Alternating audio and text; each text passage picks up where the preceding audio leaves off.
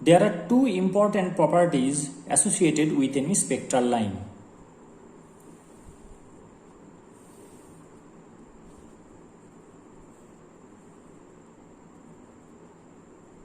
One is the width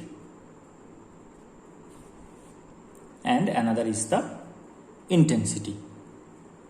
Generally, we plot intensity versus frequency or wave number. This is the position of the spectral line, and instead of getting a sharp line, generally a broadened line is obtained. So we have two properties. One is the width of any spectral line, second is the intensity. Both these properties must be discussed rigorously, and in today's lecture, in this lecture, I will concentrate mainly on the width of the spectral line. Where from we get the energy levels of any system? Now that is strictly given by Schrodinger equation. Upon solving Schrodinger equation for any system, we get the energy levels, and what we find is that energy levels are well defined. That is, they are sharp. They have a definite value. Now sharp energy levels will be associated with sharp difference, so there will be definite energy gap. Since E is definite, daily will also be definite, and so the photon that will be associated with the transition will carry a definite frequency. So our demand is that we must get a sharp line of transition. Whether it is absorption spectrum or emission spectrum, the spectrum must be obtained in the form of a line spectra, in the form of a sharp line, but we are getting broadened line. So what is the reason behind this broadness or the width of any spectral line? That is the main theme of this lecture.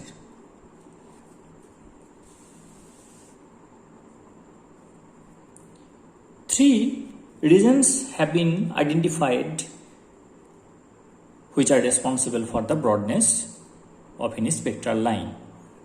I will discuss them one by one. First one is the collision broadening.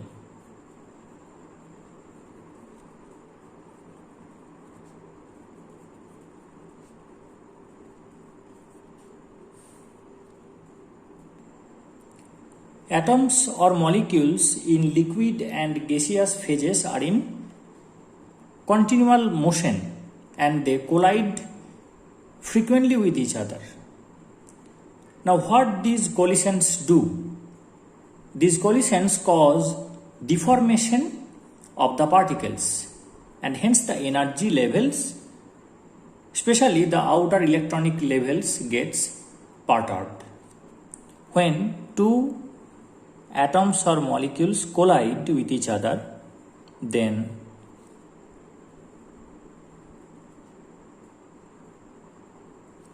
there is a perturbation at the surface of contact. Now the electronic states or the electron clouds here gets perturbed. So what will happen? Say this is the energy level of that electronic state. Now if such perturbation occurs, then it may increase in energy or it may suffer a decrease in energy.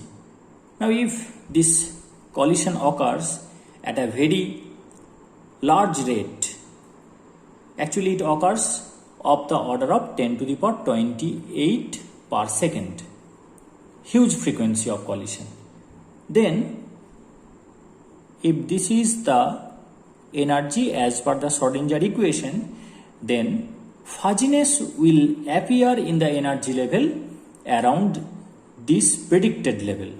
So we will get a fuzziness. Now the particle, the atom or molecule which is experiencing huge number of collisions will not be associated with a particular energy level. Instead of that, there will be fuzziness. Now this is also valid for vibrational and rotational transitions, since collision also affect these rotations. Now what will happen when a particle transits from a ground state to this excited state? Particle may transit from this ground state to this position. Now this will require lesser frequency since the energy gap is less. So if we plot it against frequency, then here absorption may occur. Now the another extreme transition, if this occurs up to this position, then absorption will be here. So this is the extreme right frequency, extreme left frequency. This is the extremely high frequency, low frequency.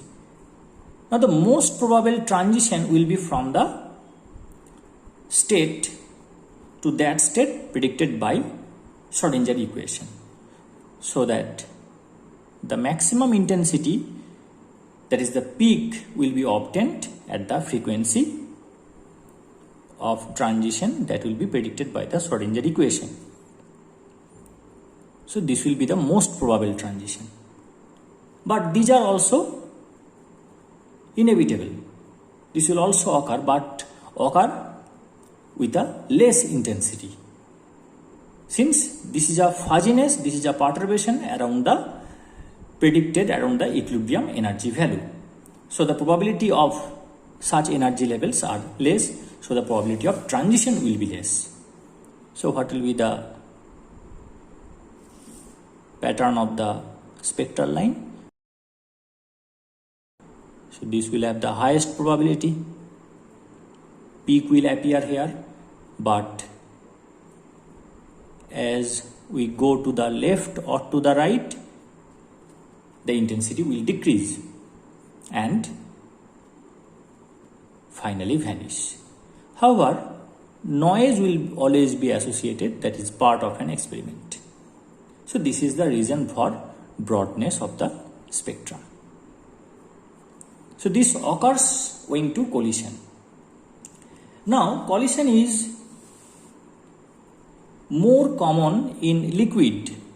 It is more severe in liquid than in gas. So one may expect sharper lines in gas phase spectra corresponding to that in liquid state. So to avoid broadness, to get sharper lines, one may switch from liquid state to gaseous state if possible. In gas phase, however, it is not the case that lines becomes always sharper. Here also broadening may appear, and that is due to Doppler broadening. Now what is that?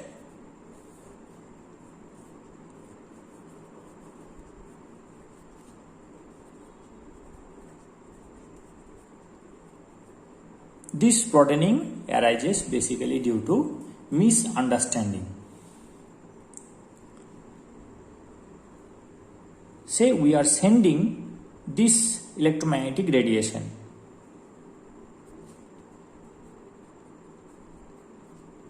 Having frequency nu.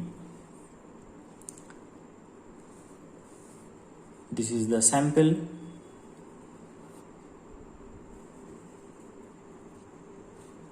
It is containing molecules in gaseous phase, so the components are moving randomly in random directions with random velocities ranging from 0 to infinity.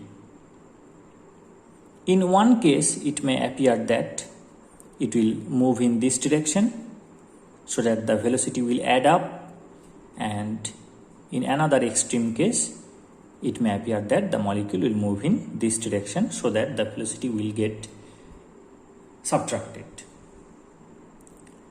Now what will happen in the first case is that the molecule will experience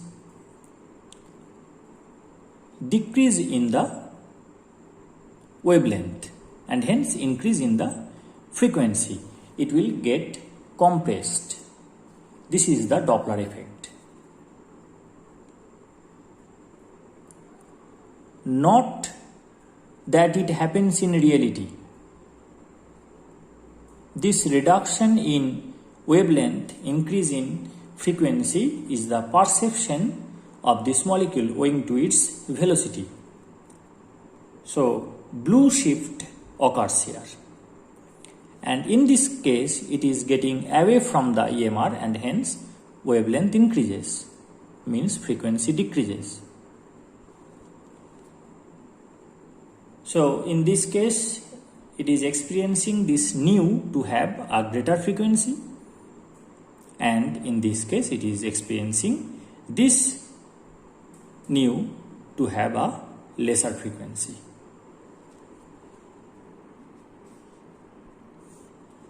Say this is the desired energy level, and the frequency that is required for transition is, say, nu.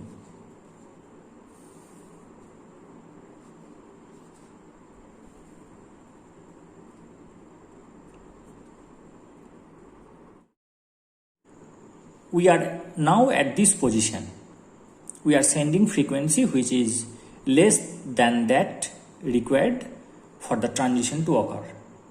Now if the molecule moves along this direction, that is along the direction opposite to the EMR, then what will happen? It will have a perception of increase in frequency. So we are actually sending this frequency, but it will feel that this frequency is coming and it will absorb. And what will happen? The energy will not match, but if there is fuzziness, then the energy will match and absorption may occur. So we are getting that absorption may also occur here. So we get a point here. Now this will not be of greater intensity since this energy level is not predicted by Schrodinger equation. Now we are sending this frequency and the molecule is moving away from it, and it will experience this frequency to have a lesser frequency, that is this one, and it will absorb it. And after absorbing, it is observing that the energy contained by it, since it has a greater frequency than this transition, it is carrying greater energy. So it will release the excess energy to its other modes, rotational or vibrational or any other modes, and it will absorb only that amount required for the transition. Now since the energy is not matching here also intensity will be less, and for the perfect match intensity will be maximum. So in this way we can explain that broadness appears. So width of any spectral line is inevitable. In gas phase spectra, Doppler broadening is predominant. In liquid phase spectra, collision broadening is predominant. Improvement in the spectrophotometer design can improve the resolving power of the instrument, but a minimum width will be associated with any atomic or molecular transitions, which is the natural line width, beyond which no instrument, however superior, will show a sharpening. So the line width is inevitable, and the most fundamental reason that will cause the broadening is that due to uncertainty principle. So the third point is broadening due to Heisenberg's uncertainty principle. Most interesting one. Broadening due to Heisenberg's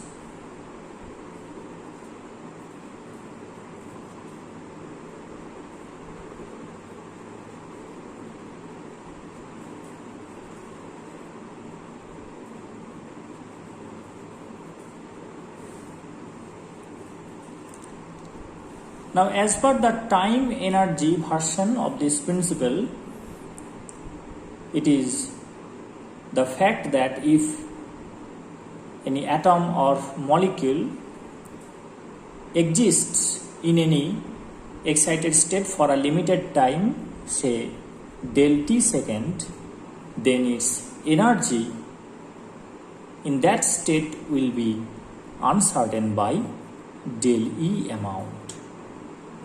So, if we have these two states and let this be the ground state.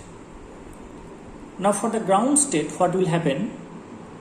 Left to itself, it will remain here for infinite time. The molecule will love to remain in this state. As per the principle, we have del E del T greater than equals to H cross upon 2. Now, in the ground state, it will remain for infinite time. So, del T will be infinite here. What will happen to the uncertainty in energy then? We take this to the right hand side. So, it will be del E equals to 0. So, the ground state will be sharp. Now, in the excited state, it will not remain for a very long time. It will exist for a very short time, and if we take this to the right hand side, then there will be a certain amount of fuzziness that will be associated with the energy. So the energy of the excited state will not be sharp in case of any phase, whether it is solid or liquid or gas, and that is due to inherent cause, and that cannot be eliminated. So this Heisenberg uncertainty principle is also responsible for creating broadness in the spectrum. Now let us deal it in more detail with two different cases. Case A for electronic transition. Electronic transitions, that is UV visible. Now in case of UV visible spectra, the incident radiation, the external radiation that is being utilized, ranges from 10 to the power 14 Hz to 10 to the power 16 Hz, the frequency of the electromagnetic radiation. Now the lifetime of the excited state is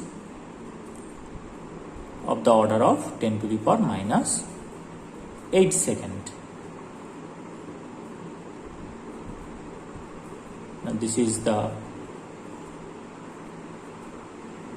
uncertainty principle, which is h cross by 2, so it is h by 4 pi, or we are considering only the lowest value. So del E equals to, it will be almost equals to h upon 4 pi del T. Now del E is h del nu. So del nu, that is uncertainty in the frequency, h will come to the right hand side, so we will get 1 by 4 pi del t. Now we ignore 4 pi to a good approximation because it will be 4 into 3, that is 12, and here we are dealing with such huge numbers. So again, to a good approximation, the fuzziness in the frequency, that is uncertainty in frequency, that will be associated with the spectral line will be equals to 1 by del t. Now in case of the ultraviolet to visible spectroscopy, that is electronic transitions, which is associated with the transitions in the electrons of the outermost cell, here the fuzziness in the energy level and hence the fuzziness in the frequency, that will be equals to 1 by 10 to the power 8 second. So it will be 10 to the power, here it will be 10 to the power minus 8 second. So it will come up and it will be 10 to the power 8, and per second it will be hertz. So the broadness of the peak, the broadness of the spectrum, that will be 10 to the power 8 hertz for any electronic transitions. Now we have to find whether this broadness, this broadening, this width is important or not in this case.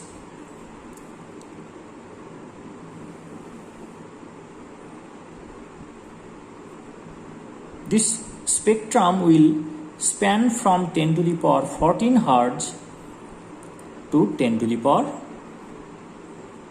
16 hertz. So it will be 10 into 10 to the power 14, that is 10 to the power 15. Now if it is 10, then it will be 5 into 10 to the power 14, and here it will be 5 into 10 to the power 15, in this way. Now if it is 10 to the power 14 times 5 and it is 10 to the power 14 here, so it will be 2 into, it will be 3 into, it will be 4 into, and it will be 5 into. So this is 10 to the power 14. Now if it is 10 to the power 14, then what will be 10 to the power 8? It will be million times lesser than this width. So what will happen with respect to this band? It will appear as a sharp line. So this width will disappear, since 10 to the power 8 hertz is dimensionally negligible compared to the broadness, compared to the bandwidth of the spectrum.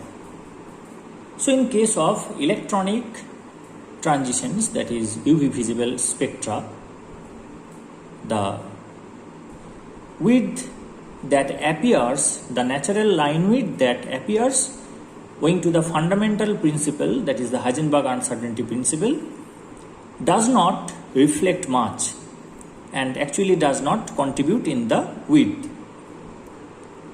Hence, in this case, the Doppler or the collision broadening will be important, and this point, Heisenberg uncertainty broadening, will be unimportant. Now let us take the second case.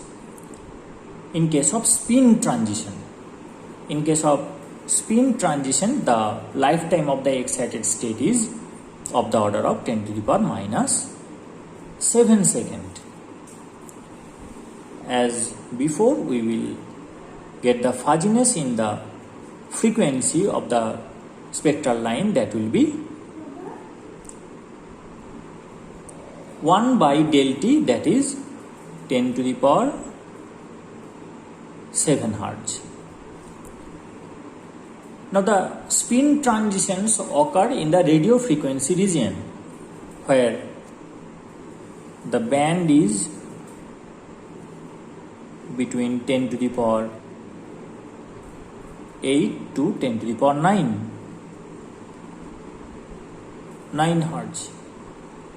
So this will be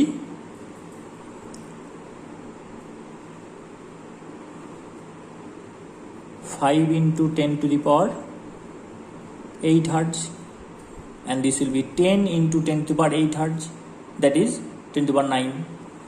Now if this is 5, then it will be 2 into 10 to the power 8, it will be 3 into 10 to the power 8, it will be 4 into 10 to the power 8, and it will be 5 into 10 to the power 8. So this is 10 to the power 8. Say this is 10 to the power 8. Now what will be 10 to the power 7? This gap divided by 10. So this will be the width. Now in this case, the width is important. So in case of spin transitions, the natural line width will be contributed by Heisenberg uncertainty principle. And in case of transitions which will involve higher frequency, UV visible, X-ray, that will not be contributed by the Heisenberg uncertainty principle. In those cases, the broadening of the spectral lines will be guided by Doppler and collision. Now in the next video, I will deal with the intensity of the spectral lines, which is another important property that is associated with any spectral line.